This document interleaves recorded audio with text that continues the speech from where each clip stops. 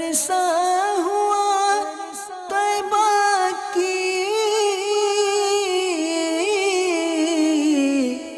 گلیوں سے وہ گزرے ہیں، اس وقت بھی گلیوں میں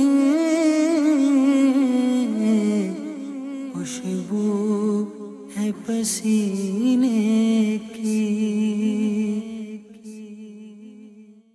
الحمدللہ رب العالمین والصلاة والسلام علی سید المرسلین، اما بعد فاعوذ باللہ من الشیطان الرجیم، بسم اللہ الرحمن الرحیم۔ الصلاة والسلام علیک یا رسول اللہ، الصلاة والسلام علیک یا حبیب اللہ، الصلاة والسلام علیک یا نبی اللہ وعلی آلک واصحابک یا نور اللہ۔ مدنی چینل کے ناظرین، الحمدللہ مدنی چینل کا سلسلہ پیارے آقا صلی اللہ علیہ وآلہ وسلم کی پیاری زندگی، آج انشاءاللہ عز و جل پیارے آقا صلی اللہ تعالی علیہ وآلہ وسلم کی دنیا میں آمد سے پہلے اصحاب فیل کا جو واقعہ ہوا اس سے متعلق سنیں گے۔ آئیے پہلے درود پاک کی فضیلت سنتے ہیں۔ پیارے محبوب صلی اللہ تعالی علیہ وآلہ وسلم نے ارشاد فرمایا، بے شک بروز قیامت دہشتوں اور دشوار گزار گھاٹیوں سے جلدی نجات پانے والا وہ شخص ہوگا جس نے دنیا میں مجھ پر کثرت سے درود پاک پڑھے ہوں گے۔ صلو علی الحبیب صلی اللہ تعالی علی محمد صلی اللہ علیہ وآلہ وسلم۔ میٹھے پیارے اسلامی بھائیوں اور مدنی چینل کے ناظرین، حبشہ کے بادشاہ نے جب یمن کو فتح کیا تو ایک شخص جس کا نام تھا اریات، اس کو اپنا گورنر مقرر کیا اور ابرہہ کو اس کا نائب متعین کیا۔ جلد ہی ان میں اقتدار کی کشمکش شروع ہو گئی۔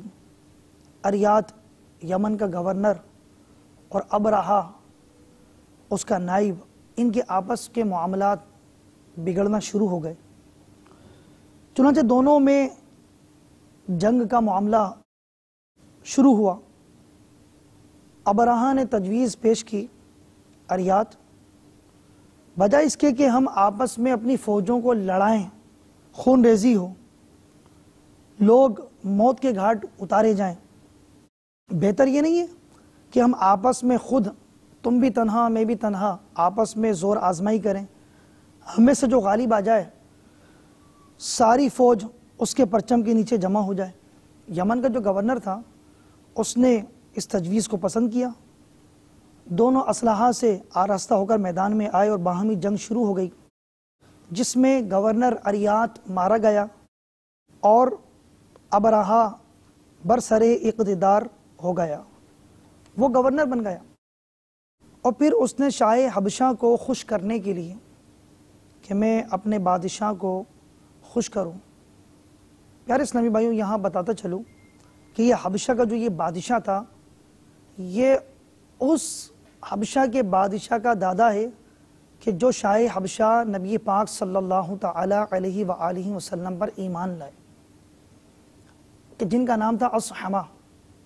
وہ تابعی رہے اور انہوں نے یہ فرمایا تھا کہ امور سلطنت کی اگر ذمہ داریاں نہ ہوتی، یعنی جب صحابہ کرام علیہم الرضوان دین اسلام کی دعوت لے کر حبشہ کی طرف تشریف لے گئے، نیکی کی دعوت دی، اسلام کی دعوت دی، تو شاہ حبشہ اس وقت جو حبشہ کا بادشاہ تھا اصحمہ، چونکہ اس ملک کا جو بادشاہ ہوتا تھا اسے کہا جاتا تھا نجاشی، جس طرح ایران کے ہر بادشاہ کو کہا جاتا تھا کسریٰ، روم کے ہر بادشاہ کو کہا جاتا تھا قیصر، تو یوں ہی نجاشی کہا جاتا تھا اس بادشاہ کو کہ جو حبشہ کا بادشاہ ہوتا۔ تو ان کا نام تھا اصحمہ۔ انہوں نے یہ کہا کہ اگر امور سلطنت کی ذمہ داریاں نہ ہوتی تو میں نبی کریم صلی اللہ علیہ وآلہ وسلم کی خدمت میں حاضر ہو کر پیارے محبوب صلی اللہ علیہ وسلم کی نالین مبارک اٹھانے کی خدمت پیش کرتا، آپ صلی اللہ علیہ وسلم کی نالین اقدس کو اٹھاتا۔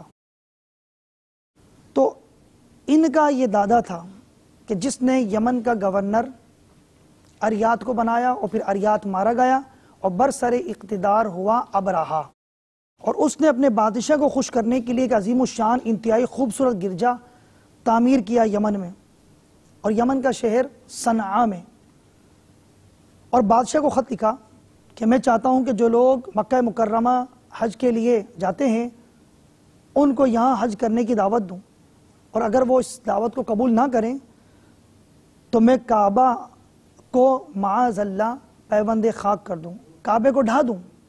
یہ ناپاک اس کے عزائم تھے، اور کہتا ہے کہ جب کعبہ ہی موجود نہیں رہے گا تو لوگ مجبور ہو کر اس کنیسہ کا گرجا کا حج کریں گے۔ اب ہوا یوں کہ اہل عرب کو جب ابرہہ، اور ابرہہ کا جو نام تھا اشرم، یہ نام تھا اس کا کہ جس کے معنی ہے سفید چہرے والا، اہل عرب کو جب ابرہہ کے اس ناپاک ارادے کا علم ہوا تو ان کے غیظ و غضب کی انتہا نہ رہی۔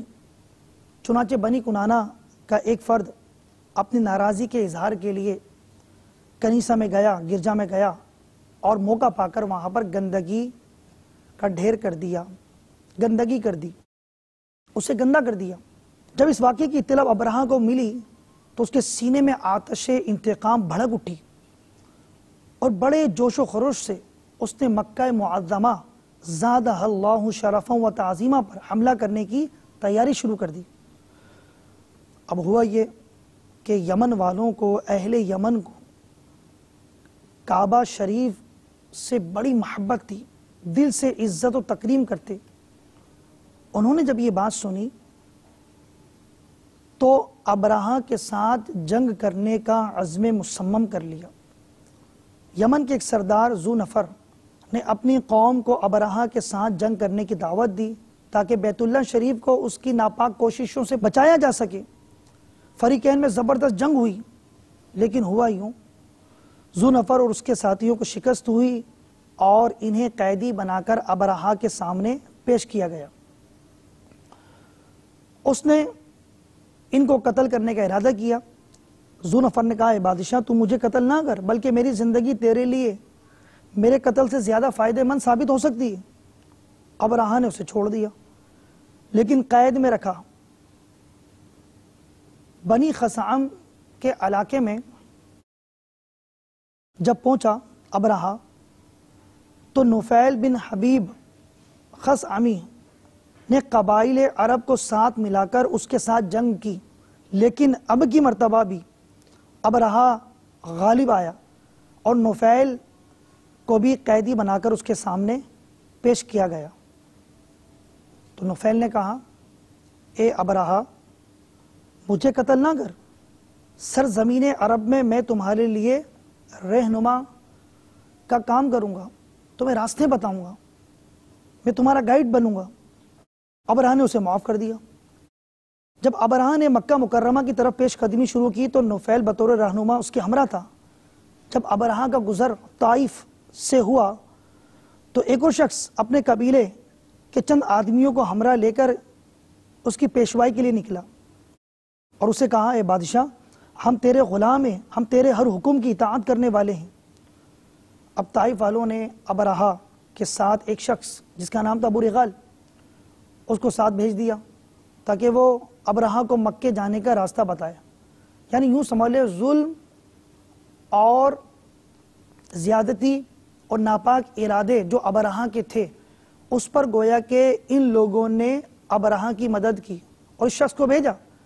لیکن ایک مقام جس کا نام ہے مغمس، وہاں پہنچا تو وہاں آرام کے لیے یہ رکے، تو وہ جو گائیڈ کا کام کر رہا تھا، انہیں راستہ دکھا رہا تھا ابو رغال، اس کی زندگی نے وفا نہ کری، وہ مر گیا اور وہیں اسے زمین میں دبا دیا گیا۔ اب چونکہ ناپاک ارادہ رکھنے والوں کی مدد کے لیے نکلا تھا اور مر گیا، زمین میں دبا دیا گیا، اہل عرب جب بھی وہاں سے گزرتے تو اس بدبخت کی قبر پر پتھر مارا کرتے تھے کہ یہ ایسا بدبخت انسان ہے کہ جو ظالموں کا ساتھ دینے کے لیے نکلا تھا۔ اسی اثناء میں ابرہہ نے ایک حبشی فوجی افسر جس کا نام اسود بن مقصود تھا، جو اس کے گھڑ سوار دستے کا افسر تھا، اسے مکے کی طرف بھیجا۔ وہاں کی چراگاہوں میں قریش اور دیگر قبائل کے جو اونٹ چر رہے تھے ان کو ہانک کر وہ ابرہہ کے پاس لے آیا۔ ان اونٹوں میں 200 اونٹ حضرت عبد المطلب رضی اللہ تعالیٰ عنہ جو نبی پاک صلی اللہ علیہ وآلہ وسلم کے دادا ہیں، ان کے 200 اونٹ تھے۔ آپ رضی اللہ تعالیٰ عنہ اس وقت قریش کے سردار تھے۔ قریش کنانہ حذیل کے قبائل نے ارادہ کیا کہ ابرہہ کا مقابلہ کریں، لیکن اس کی بے پناہ قوت کے سامنے اپنے آپ کو بے بس محسوس کیا، اس لیے اس سے لڑائی کا ارادہ چھوڑ دیا۔ ابرہہ نے اپنا خاص قاصد اہل مکہ کی طرف روانہ کیا کہ تم جاؤ اور شہر کا جو رئیس ہے، بڑا ہے، سردار ہے، اس سے جا کر ملاقات کرو، اس سے یہ کہو بادشاہ تمہیں کہتا ہے کہ میں تمہارے ساتھ جنگ کرنے کے لیے نہیں آیا، میں تو اس کعبے کو گرانے کے لیے آیا ہوں جس کا لوگ حج کرتے ہیں، طواف کرتے ہیں۔ معاذ اللہ، اگر تم میرے راستے میں حائل نہ ہو تو مجھے تمہارے خون ریزی کی کوئی ضرورت نہیں، میں تمہیں کچھ نہیں کہوں گا، اور اگر وہ میرے ساتھ جنگ کرنے کا ارادہ نہیں رکھتے تو اس کو میرے پاس لے آنا۔ اب یہ قاصد گیا، جب مکے میں داخل ہوا تو اس نے پوچھا قریش کا سردار کون ہے؟ اسے بتایا گیا عبد المطلب بن ہاشم اپنی قوم کے سردار ہیں اس وقت۔ یہ شخص ان کے پاس گیا اور ابرہہ کا پیغام پہنچایا۔ حضرت عبد المطلب رضی اللہ تعالی عنہ نے کیا خوب فرمایا، خدا کی قسم ہم اس کے ساتھ جنگ کا ارادہ نہیں رکھتے اور نہ ہمارے پاس یہ طاقت ہے کہ اس کے ساتھ لڑائی کر سکیں۔ اور ابرہہ جس گھر کو ڈھانے کے لیے آیا ہے، جس کی دیواروں کو توڑنے آیا ہے، جس کو مسمار کرنے کے لیے آیا ہے، یہ اللہ تعالیٰ کا حرمت والا گھر ہے۔ اس گھر کو اللہ تبارک و تعالیٰ کے پیارے خلیل ابراہیم علیہ السلام نے تعمیر فرمایا۔ اگر وہ خود اس کی حفاظت کا بندوبست کرے، اللہ تعالیٰ اپنے گھر کی حفاظت فرمائے تو یہ اس کا گھر ہے اور اس کا حرم ہے، اور اگر وہ خود ابرہہ کی مزاحمت نہ کرے اور اس کو اپنا گھر گرانے دے تو رب کی مرضی، ہم میں یہ طاقت نہیں کہ ابرہہ کا مقابلہ کر سکے۔ جب اس قاصد کو یقین ہو گیا کہ اہل مکہ ابرہہ کے ساتھ جنگ کرنے کا کوئی ارادہ نہیں رکھتے تو اس نے حضرت عبد المطلب رضی اللہ تعالی عنہ کو ابرہہ کے پاس جانے کو کہا۔ حضرت عبد المطلب رضی اللہ تعالی عنہ اپنے چند بیٹوں کے ہمراہ قاصد کے ساتھ ابرہہ کی طرف روانہ ہوئے۔ جب اس کے لشکر میں پہنچے تو اب جب وہاں پر حضرت عبد المطلب رضی اللہ تعالیٰ عنہ پہنچے تو وہاں ذو نفر کے بارے میں پوچھا، چونکہ وہ حضرت عبد المطلب رضی اللہ تعالیٰ عنہ کا پرانا دوست تھا۔ آپ کو اس کے پاس لے جایا گیا جہاں وہ قید میں تھا۔ آپ نے اسے کہا، اے ذو نفر، جو مصیبت ہم پر نازل ہوئی کیا اس میں تم ہمارے کسی کام آ سکتے ہو؟ اس نے کہا، میں ایک بے بس قیدی ہوں، آپ دیکھ رہے ہیں میری بے مائگی کو، مجبوری کو، میں قید میں ہوں، بادشاہ جب چاہے مجھے موت کی نیند سلا دے، اس حالت میں تمہاری کیا خدمت کر سکتا ہوں؟ البتہ ابرہہ کے ہاتھی کو چلانے والا، ہاتھی کا جو خادم ہے، ہاتھی کی جو خدمت کرتا ہے، اس کا نام ہے انیس، وہ میرا دوست ہے، میں اسے بلا کر اے عبد المطلب تمہارا تعارف کرا دیتا ہوں، وہ بادشاہ سے آپ کی ملاقات کرا دے گا، ممکن ہے اس مصیبت سے نجات کی کوئی صورت نکل آئے۔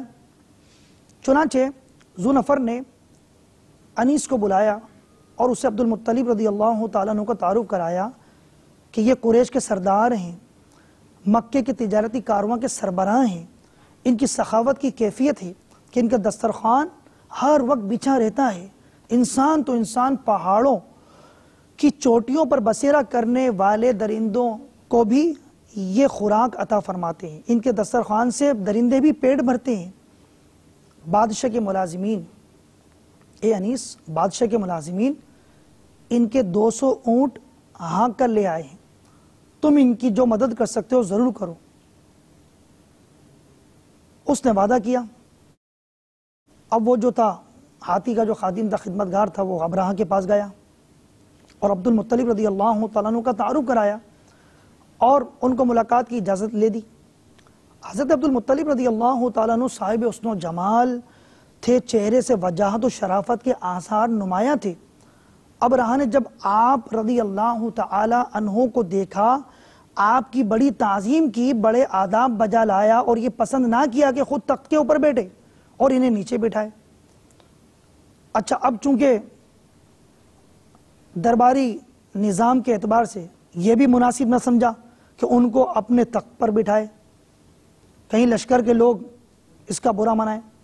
چنانچہ ابرہہ کہ جس کا نام تھا اشرم، ابرہہ نے کیا کیا، اپنے تخت سے نیچے اتر کر قالین پر بیٹھ گیا اور آپ کو بھی اپنے پہلو میں ساتھ قالین پر بٹھایا۔ پھر ترجمان کو بلایا گیا کہ ان سے پوچھو یہ کس کام کے لیے آئے ہیں۔ اب چونکہ ان کی زبان کچھ اور تھی اور یہاں یہ عرب کے لوگ حضرت عبد المطلب رضی اللہ تعالیٰ عنہ فصاحت و بلاغت کے دریا اپنی گفتگو میں بہاتے، تو ترجمان نے جب پوچھا، آپ نے جواب دیا کہ میں اس لیے آیا ہوں کہ بادشاہ کے سپاہیوں نے میرے 200 اونٹ پکڑ لیے ہیں، وہ مجھے واپس دیے جائیں۔ ابرہہ نے ترجمان کو کہا، ابرہہ کو بڑی حیرت ہوئی، سوچنے لگا کہ یہ اپنے اونٹوں کے پیچھے پڑے ہوئے ہیں اور میں جس ارادے کے لیے آیا ہوں وہ خانہ کعبہ ان کے شہر مکہ میں موجود ہے اور ان کو، یہ قوم کے سردار ہیں، انہیں کعبے کی فکر نہیں۔ تو اس نے کہا کہ آپ کی قدر و منزلت میری آنکھوں سے کم ہو گئی، آپ 200 اونٹوں کے بارے میں تو مجھ سے گفتگو کرتے ہیں لیکن اس گھر کے بارے میں کچھ نہیں کہتے جس کو میں گرانے کے لیے آیا ہوں، حالانکہ وہ گھر آپ کا اور آپ کے آبا و اجداد کا دین ہے جس کی تعمیر ابراہیم علیہ السلام نے کی ہے۔ تو حضرت عبد المطلب رضی اللہ تعالی عنہ نے جواب دیا کہ میں اونٹوں کا مالک ہوں، میں اونٹوں کا مالک ہوں۔ پیارے محترم میٹھے اسلامی بھائیوں اور مدنی چینل کے ناظرین، ذرا توجہ کیجیے کہ کیسی زبردست یہ بات ہے کہ کعبے کا رب کعبہ اللہ تبارک و تعالی وہ حفاظت فرمانے والا ہے، میں اونٹوں کا مالک ہوں اور میں اونٹوں کے بارے میں تم سے کہہ رہا ہوں، میں اونٹوں کا مالک ہوں اور اس گھر کا بھی ایک مالک ہے، وہ خود اس کی حفاظت فرمائے گا۔ ابرہہ نے بڑے غرور سے کہا، کوئی بھی میری زد سے کعبہ کو نہیں بچا سکتا۔ آپ رضی اللہ تعالی عنہ نے جب یہ سنا تو فرمایا، تو جان اور وہ جانے، ابرہہ تو جان اور کعبے کا رب جانے۔ حضرت عبد المطلب رضی اللہ تعالی عنہ ابرہہ کی ملاقات کے بعد واپس آ گئے اور قریش کے سارے حالات حضرت عبد المطلب رضی اللہ تعالی عنہ ابرہہ کی ملاقات کے بعد واپس آئے، تشریف لائے اور قریش کو سارے حالات سے آگاہ فرمایا اور انہیں حکم دیا کہ وہ مکہ مکرمہ سے نکل جائیں اور پہاڑوں کے غاروں چوٹیوں میں پناہ حاصل کریں، کہیں ابرہہ کا لشکر مکے میں داخل ہو کر ظلم و ستم نہ ڈھائے۔ پھر حضرت عبد المطلب رضی اللہ تعالیٰ عنہ اپنے چند ساتھیوں کو لے کر خانہ کعبہ کے پاس حاضر ہوئے اور اس کے حلقے کو پکڑ کر اللہ تعالیٰ کی جناب میں فریاد کرنے لگے اور ابرہہ اور اس کے لشکر پر فتح و نصرت کی درخواست کرنے لگے رب تعالیٰ کی بارگاہ میں۔ اس وقت حضرت عبد المطلب رضی اللہ تعالیٰ عنہ نے بارگاہ الہی عز و جل میں عرض کی، اللہم ان العبد یمنع رحلہ فامنع حلالک لا یغلبن صلیبہم ومحالہم غدوا محالک ان کنت تارکہم وقبلتنا فامر ما بدالک۔ اے اللہ، بندہ بھی اپنے کجاوے کی حفاظت کرتا ہے، تو بھی اپنے گھر کی حفاظت فرما، ایسا نہ ہو کہ ان کی صلیب کل تیرے گھر پر غالب آ جائے اور نصب کر دی جائے، اور اگر تو ان کو اور ہمارے قبلے کو آزاد چھوڑنے والا ہے تو جس طرح تیری مرضی ہو تو اس طرح کر۔ اس دعا کے بعد حضرت عبد المطلب رضی اللہ تعالی عنہ بھی ایک پہاڑ کے غار میں تشریف لے گئے۔ حضرت ملا علی قاری رحمت اللہ تعالی علیہ حضرت عبد المطلب رضی اللہ تعالی عنہ کے فضائل میں لکھتے ہیں، من فضائل عبد المطلب ان قریشا خرجت من الحرم لما قدم علیہم اصحاب الفیل وقال واللہ لا اخرج من حرم اللہ ابغی العز فی غیرہ ولا ابغی سواہ عنہ اللہ۔ فرماتے ہیں جب قریش حرم سے نکل گئے اور اصحاب فیل نے حملہ کیا، ہاتھی والوں نے حملہ کیا، تو حضرت عبد المطلب رضی اللہ تعالیٰ عنہ نے کہا بخدا اللہ کے حرم سے ہرگز نہیں نکلوں گا تاکہ اس کے علاوہ کسی اور کے پاس عزت تلاش کروں. میں اللہ کے حرم سے نہیں نکلوں گا کہ اس سے چھوڑ کے کسی اور سے عزت تلاش کروں. اللہ کے سوا میں کسی اور کا خواہش رکھنے والا نہیں. دوسرے دن صبح ابرہہ نے مکہ معظمہ پر حملہ کرنے کا ارادہ کیا. اپنے ہاتھی کو جس کا نام تھا محمود اور اپنے لشکر کو تیار کیا. ابرہہ نے کعبہ کو منہدم کرنے کا پختہ عزم کر لیا تھا اور اس کے بعد وہ یمن واپس جانا چاہتا تھا کہ معاذ اللہ کعبے کو گرا دیا جائے اور پھر یمن چلا جاؤں. جب انہوں نے ہاتھی کو مکے کی طرف متوجہ کیا تو اب ان کا ایک قیدی تھا نفیل بن حبیب، وہ آیا اور ہاتھی کے پہلو کے ساتھ کھڑا ہو گیا اور چپکے سے اس کا کان پکڑ لیا. پھر اس سے کہا، ہاتھی سے کیا کہا؟ ابرک محمود او ارجع راشد من حیث جئتا. کیا کہنے لگا ہاتھی سے؟ ابرک محمود او ارجع راشد من حیث جئتا فإنک فی بلد اللہ الحرام. اے محمود بیٹھ جاؤ، یا جدھر سے آئے ہو ادھر لوٹ جاؤ، کیونکہ تو اللہ تعالیٰ کے مقدس شہر میں ہے. یہ سنتے ہی ہاتھی بیٹھ گیا. ان کلمات کا ایسا اثر ہوا، اللہ تبارک و تعالی کی طرف سے ایسا معاملہ ہوا کہ ہاتھی بیٹھ گیا، جم گیا. نفیل بن حبیب وہاں سے نکلا اور دوڑتا ہوا پہاڑ کی چوٹی پر چڑھ گیا. اب یہ وہی ہے جو کہہ رہا تھا کہ مجھے نہ مارو، میں تمہارے لیے کسی کام آ سکوں، میں یہ کروں، میں وہ کروں. اب اس نے اپنا کام دکھایا اور یہاں سے نکل کے پہاڑ کی چوٹی پہ چڑھ گیا. انہوں نے ہاتھی کو مارا، اتنا مارا تاکہ کھڑا ہو، لیکن ہاتھی کھڑا ہونے کے لیے تیار نہ تھا. انہوں نے ہاتھی کے سر میں لوہے کی چوٹیں لگائیں لیکن پھر بھی وہ نہ اٹھا. پھر انہوں نے اس کے پیٹ کے نیچے ایسے نیزے کہ جس کے آگے جو پھل ہوتا ہے ٹیڑھا تھا، اس سے پیٹ پر چیرے لگائے.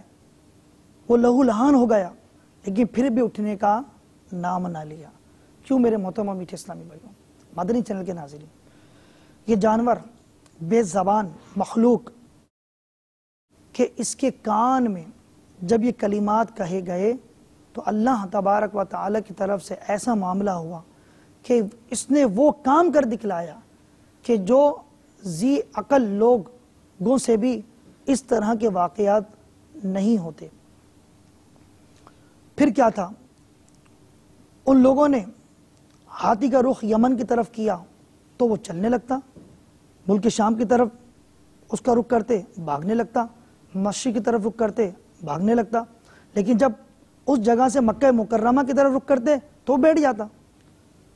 اسی اثناء میں اللہ تبارک و تعالیٰ کے حکم سے ابابیل کا ایک جھنڈ سمندر کی طرف سے اڑتا ہوا آیا. وہ ابابیل کی ایک جماعت اڑتی ہوئی سمندر کی طرف سے رونما ہوئی. ہر پرندے کی چونچ اور دونوں پنجوں میں ایک ایک کنکری تھی جس کا حجم، جس کی مقدار، جس کا سائز چنے اور مسور کے دانوں کے برابر تھا. جس کے سر پر وہ گرتی اس کے فولادی یعنی جنگ کی ٹوپی، جنگ میں پہنی جانے والی لوہے کی ٹوپی کو چیرتی ہوئی اس کے جسم کو پار ہو جاتی. لشکر میں بھگدڑ مچ گئی. وہ راستہ ڈھونڈنا چاہتے تھے جس پر وہ چل کر واپس چلے جائیں، لیکن انہیں وہ راستہ نہ ملتا. انہوں نے نفیل بن حبیب جو ان کا رہنما تھا، جس نے کہا تھا میں تمہیں راستہ بتاؤں گا، تلاش کیا لیکن وہ نہ ملا. اس کا نام و نشان وہاں نہ تھا. وہ تو بھاگ کر پہاڑ کی چوٹی پہ جا چکا تھا اور ہاتھی والوں پہ خدا کے عذاب کا ہولناک منظر اپنی آنکھوں سے دیکھ رہا تھا. اس وقت اس نے کہا این المفر والالہ الطالب والاشرم المغلوب لیس الغالب. اب بھاگنے کا راستہ کہاں جبکہ اللہ تعالیٰ تمہارے تعاقب میں ہے اور ہونٹ کٹا ابرہہ مغلوب ہے، اب اسے غلبہ نصیب نہیں ہو سکتا. ابرہہ کے لشکر میں ایک روایت کے مطابق 13 ہاتھی تھے، چونکہ اس میں روایت مختلف ہے. ایک روایت کے مطابق 12، ایک میں 18 اور ایک میں 1000.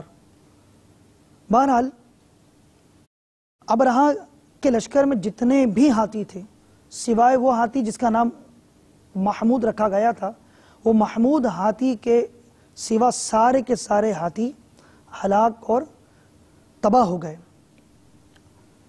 اور یہ ہاتھی بچ گیا۔ اور اس کے بچنے کی وجہ کیا تھی؟ چونکہ حرم مقدس کی طرف پیش قدمی سے انکار کیا تھا، اس لیے وہ بچ گیا۔ علماء فرماتے ہیں کہ تمام کے تمام ہاتھی ہلاک ہوئے سوائے محمود کے۔ کیوں؟ فَإِنَّهُ نَجَا لِمَا وَقَعَ مِنْهُ مِنَ الْفِعْلِ الْجَمِيلِ الَّذِي لَمْ يَقَعْ مِثْلُهُ مِنَ الْعُقَلَاءِ، وہ نجات پایا، اس کی وجہ یہ تھی کہ اس سے ایسا خوبصورت کام واقع ہوا کہ جو عموماً ذی عقول انسانوں سے واقع نہیں ہوتا، ایک جانور سے وہ واقع ہوا۔ تعظیم، شعائر اللہ کی تعظیم ایک جانور سے واقع ہوئی، اللہ تعالیٰ نے اسے ہلاکت سے بچا لیا۔ یہاں ہمارے لیے بہت غور طلب بات ہے کہ ایک جانور شعائر اللہ کی تعظیم کرے، خانہ کعبہ کا ادب کرے اور ظالموں کا ساتھ نہ دے، اللہ تبارک و تعالیٰ نے اسے ہلاکت سے بچا لیا۔ اور جو مسلمان ہو، کلمہ پڑھنے والا ہو، قرآن پر ایمان رکھنے والا ہو، وہ جب اخلاص و محبت کے ساتھ شعائر اللہ کا ادب کرے، تعظیم کرے، تو اسے کیسی کیسی برکتیں نصیب ہوں گی۔ پیارے اور محترم میٹھے اسلامی بھائیوں اور مدنی چینل کے ناظرین، ابرہہ کے لشکر میں 13 ہاتھی تھے، اور بعض روایت میں آیا کہ 12 تھے، ایک روایت میں 1000۔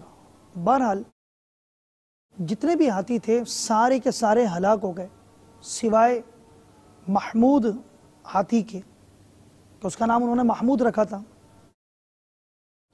اب ہوا یوں، ابرہہ کو وہاں سے لے کر نکلے، لیکن راستے میں اس کی انگلیاں گل گل کر گرنے لگیں، اس کے جسم میں پیپ اور خون سرایت کر گیا جس سے غضب کی بو آتی تھی، اور جب اس کو لے کر وہ صنعاء پہنچے تو پرندے کے ایک چوزے کی طرح تھا، لیکن مرنے سے پہلے اس کا سینہ پھٹا، اس کا دل باہر نکلا، اس طرح وہ ایک اذیتناک موت مرا۔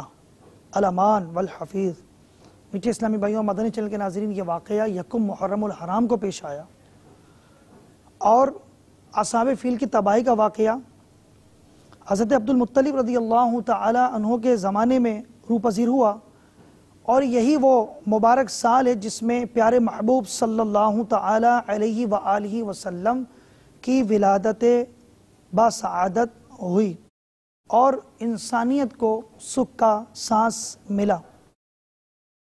میرے محترم و میٹھے اسلامی بھائیوں، یہاں میں حضرت عبد المطلب رضی اللہ تعالیٰ عنہ کے فضائل بیان کرنا چاہوں گا کہ آپ کی سیرت طیبہ اور آپ کے حسن و جمال سے متعلق کتابوں میں ملتا ہے کہ آپ کے چہرے سے نور کی شعاعیں نکلتی تھیں، اور آپ کا خد و خال سے خیر و برکت کے آثار نمایاں ہوتے تھے۔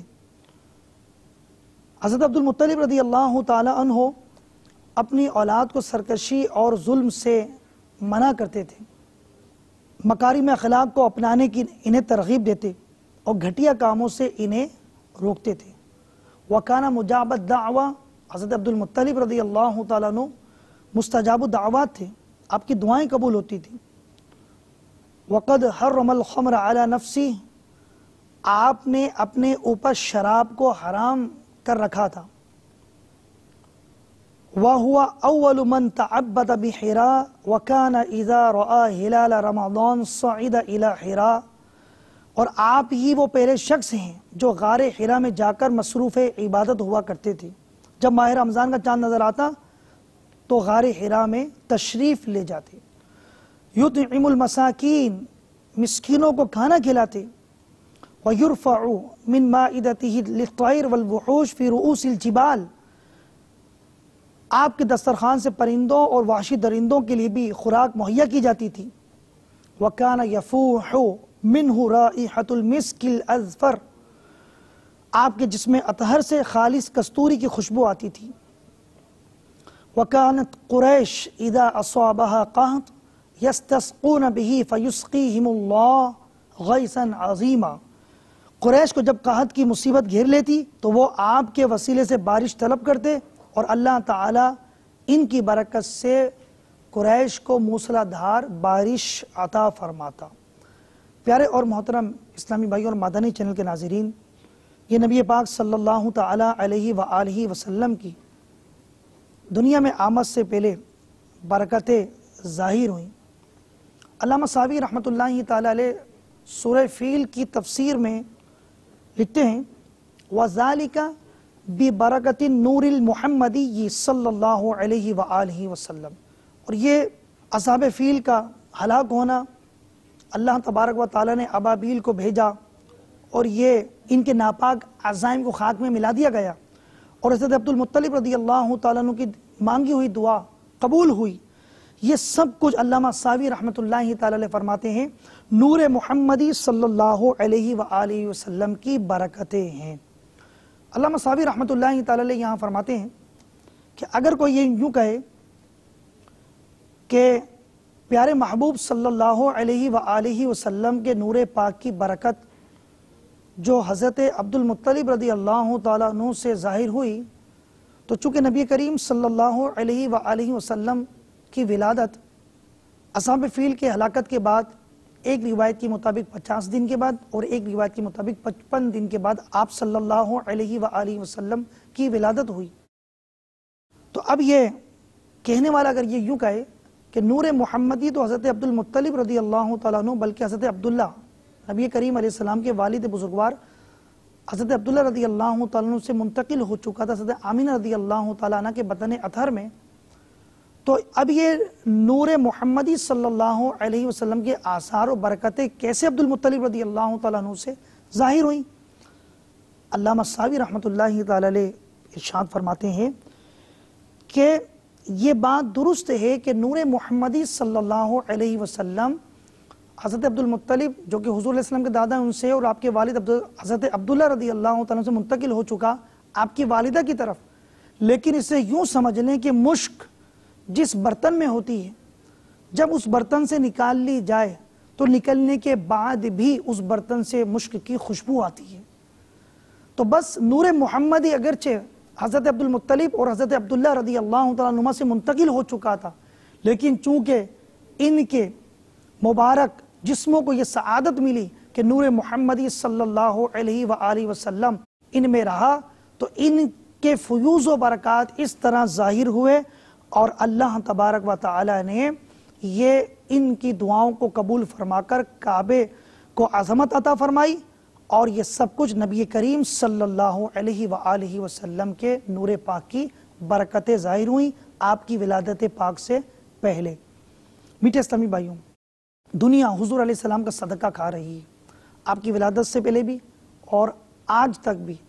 استاد زمن مولانا حسن رضا خان علی رحمۃ الرحمن کیا خوب بارگاہ رسالت صلی اللہ علیہ وآلہ وسلم میں عرض کرتے ہیں، ان کے صدقے میں عذابوں سے بچے، نام ان کا کام اپنا ہو گیا۔